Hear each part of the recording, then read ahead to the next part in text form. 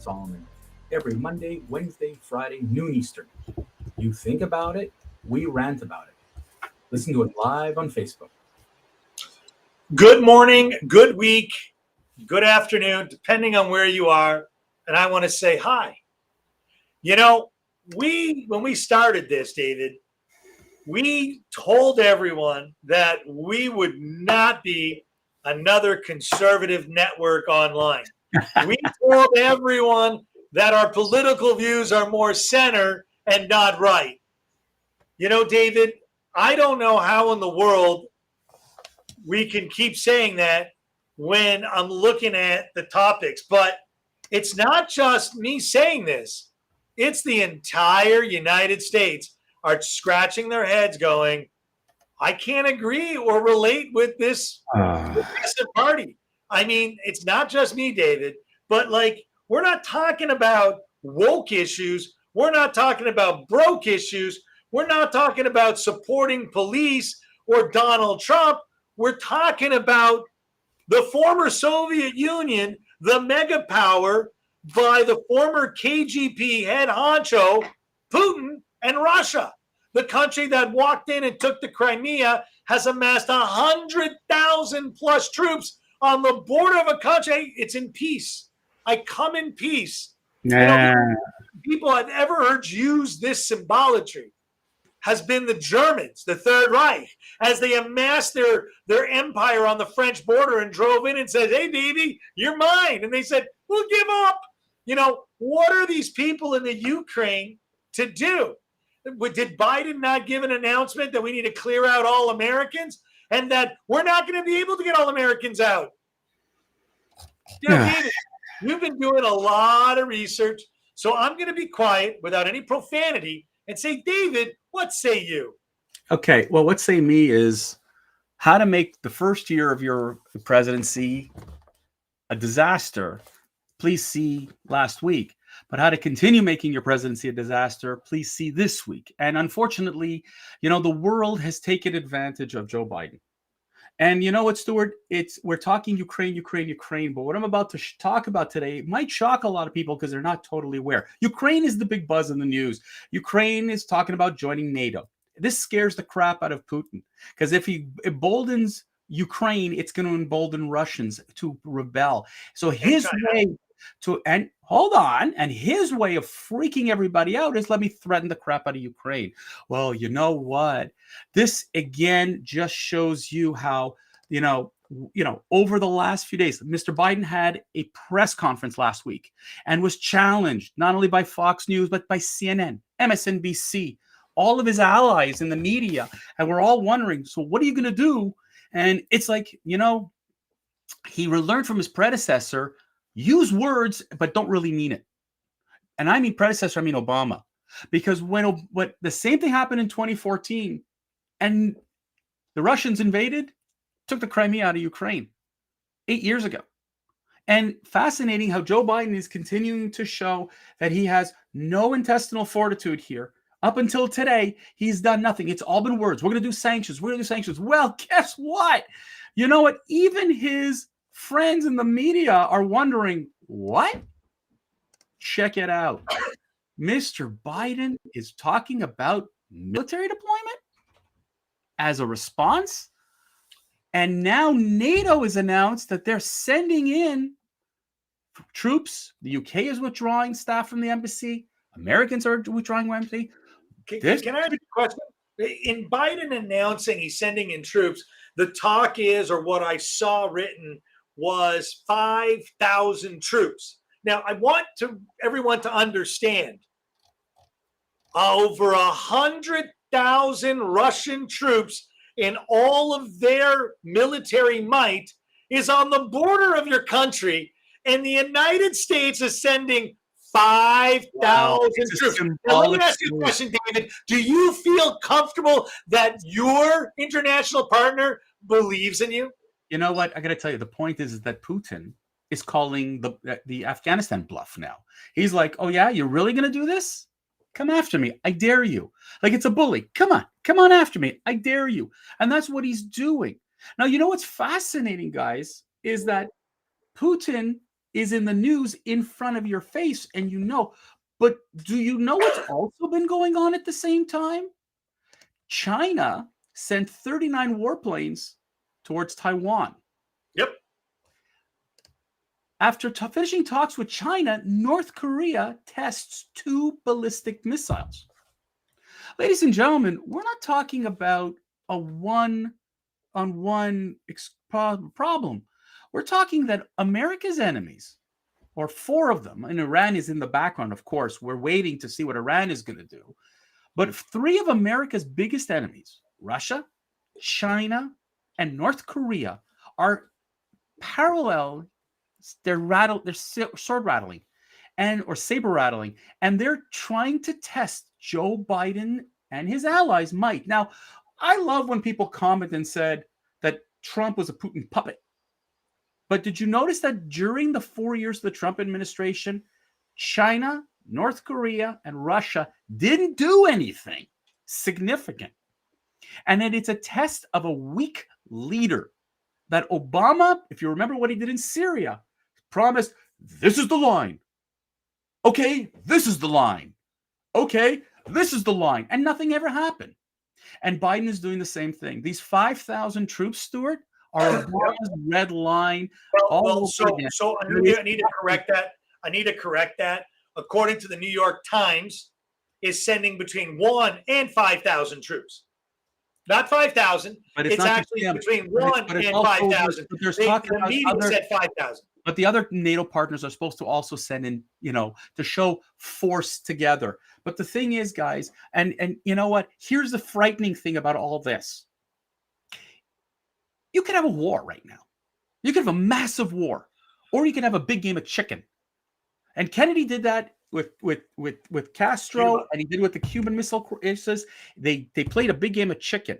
Will Joe Biden, does he have the intestinal fortitude to play chicken with Russia? The answer is, I don't think so. Listen, Kennedy, and I always, say that I'm a Kennedy Democrat, which makes me a Republican today. And the funny thing is that, they can't spin this anymore. Russia has going, I have you in my crosshairs. And you know what? You are an invertebrate, and I'm just going to let you talk. And for every time you talk weakness, I'm playing my chess game and I'm going after you. Absolutely. The reality is chicken or chess, I like your analogy of chicken, because to be honest with you, if I was Biden and going chicken against Putin, I'm going to crap an egg, because Biden, I don't think, has the fortitude, the brains to be able to go up against a Putin. But here's the thing. What is NATO? NATO is a military alliance in the North Atlantic. Ukraine wants to be part of NATO. So if you are going to be part of an organization that's supposed to be your military partner and your partner and protect you in case of enemy attack, as we see here, then what Mr. Biden is doing is a drop in the bucket. And Putin will say, you know what? You want to send 5,000? I'll send 150,000. He is simply going to test Biden, and I'll tell you what it's going to be. Biden will flinch first. Putin will invade Ukraine and get what he wants. Listen. A country doesn't move 100,000 troops and all of the equipment into position for fun. Number one, it is something that I don't believe Putin has any mixed emotions. He's taking back and he's going in. The question is it going to be World War III or not? Because we know China wants to go into Taiwan. And to look at and be honest with you, it's a beautiful play if you're playing Risk. At the same time, China goes into Taiwan, Russia goes into, NATO is absolutely useless. And Iran attacks the Middle East. North Korea bombs Japan, and you're absolutely right. We've got World War III, and no president, no leader wants to be the one responsible for World War III. That's what we promised. Well, Biden is most definitely the only person who's responsible for this, because the only person that kept these clowns at bay was the last president. And, to a certain extent, the forgiving tour that Obama did, didn't help things, giving, countries like Iran billions of dollars, in cash. These are sponsors of terror. And there's no way that this doesn't come back and bite you hard. It just there's no other way. But you know what, Stuart? The world had watched how Biden has screwed up in Afghanistan, how he's cozying up to Iran to create some sort of fake deal. The world is calling him a weak leader. And you know what? I'm not just the world. I got to tell you something. When I saw this morning, and I'm not a Chuck Todd fan at NBC, but when he ripped him apart yesterday on his show, ripped him, no longer seen as competent and effective. Now your media allies are saying the same thing. You are not a leader. I'll tell you something. Leadership is come out in crisis. We saw that with Bill Clinton in the Persian Gulf. We saw that with George Bush Jr. on 9/11. We've seen leadership in crisis. We've seen what a good leader can and should do. Mr. Biden sat with Obama and watched incompetence for 8 bloody years. And he's replicating it. Now, I'm not a Hillary Clinton fan. I'm not a Hillary. Biden in office, in his 45 years, I believe is his total in office, has been on the wrong side of every single decision. And just so the world hears it yet again, he was against taking out Osama bin Laden. So this guy has been an invertebrate his entire political career, and literally is the guy that goes and eulogizes the Klansmen. But everyone else is a racist. Like, this guy is done. But we're not talking about racism, Stuart. We're talking here about really global affairs here. We're talking about literally, are you going to go out and do like Kennedy, who has shown crisis management? And by the way, it is a study in crisis management that's being used today in an era where, we'd screwed up at the Bay of Pigs. And now here's another opportunity where the Cuban Missile Crisis and look what he did. They pushed back on the threat. Does Mr. Biden believe that he could do the same for Putin? Because the reality is that when you play chicken, you can lose. And are you willing to go to war free? Because what's the point of having a military alliance in NATO? What is the point? Well, let's sort of widen this for a second. This is an election year in the United States.